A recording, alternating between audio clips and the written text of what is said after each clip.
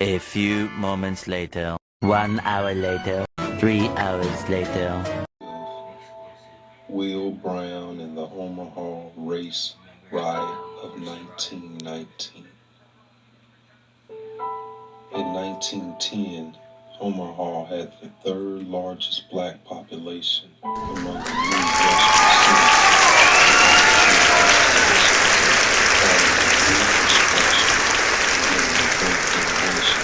that started in the 1910s.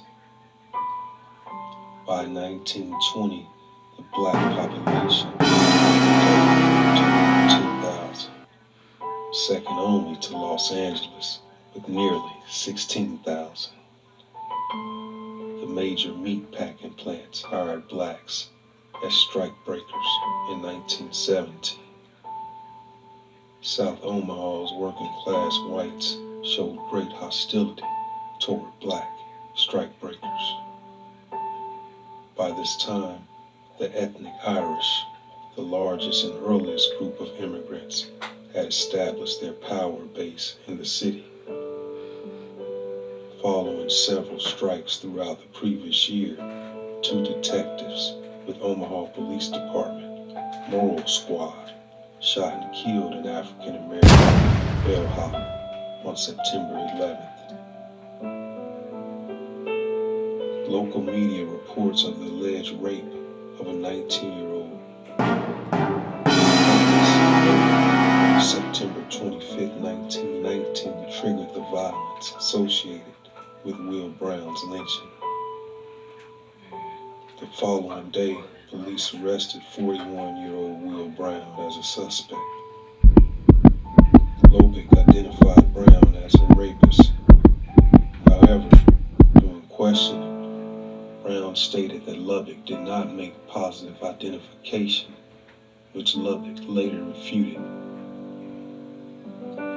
There was an unsuccessful attempt to lynch Brown on the day of his arrest. At about 2 p.m. on Sunday, September 28, 1919, a large group of white youths gathered near the Bancroft School in the South Omaha and began a march to the Douglas County Courthouse, where Brown was being held. The march was intercepted by John T. Dunn, chief of the Omaha Detective Bureau. Dunn attempted to disperse the crowd, but they ignored his warning and marched on. Police officers were guarding the courthouse when the marchers arrived. By 4 p.m., the crowd had grown much larger. Members of the crowd bantered with the officers until the police were convinced that the crowd posed no serious threat. A report to that effect was made to the Central Police Station, and the captain in charge sent 50 reserve officers home for the day. By 5 p.m., a mob between 5,000 and 15,000 people had crowded into the street on the south side of the Douglas County Courthouse. They began to assault the police officers, pushing one through a pane of glass in a door and attacking 2 others who had wielded clubs at the mob.